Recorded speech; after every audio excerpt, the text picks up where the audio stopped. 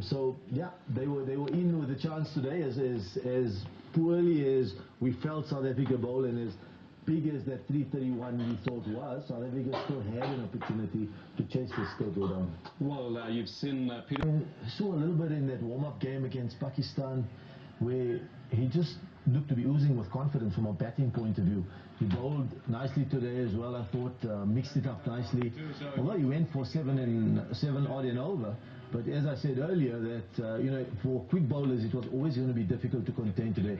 Look at that stroke, back down the bowler, past the bowler. So he's holding his shape. He's looking like a genuine all-rounder suddenly, and he's always had the talent, but there's just the body language, the confidence. There we go. Look at the confidence, the body language. Incredible. He's holding his shape. He's really playing well. And in the absence of somebody like a Jacques Kallis, who's genuine all-round in the side, somebody like a McLaren, if he steps up to the plate, well, he plays the way he did today. A little bit of support. Yeah, suddenly needed someone there. South Africa may have had a chance, but I think if South Africa want to take anything out of it today, is that they shouldn't be too predictable. I think one of the commentators spoke about South Africa being one-dimensional, and I thought yes, that was correct.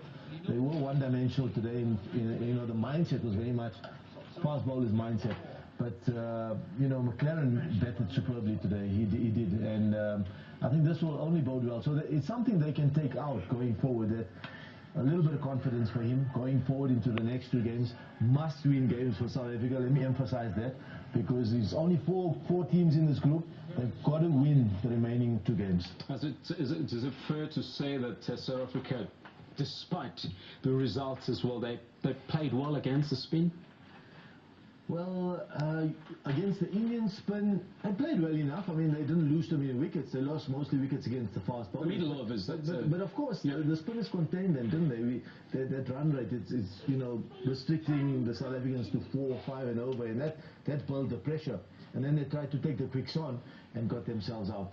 So the spinners were going to be were key today. Maybe not expected before the game started. We saw the gloomy, overcast conditions, and you thought the quicks were going to do the damage. But really, for me, the spinners today were the key. Well, South Africa or India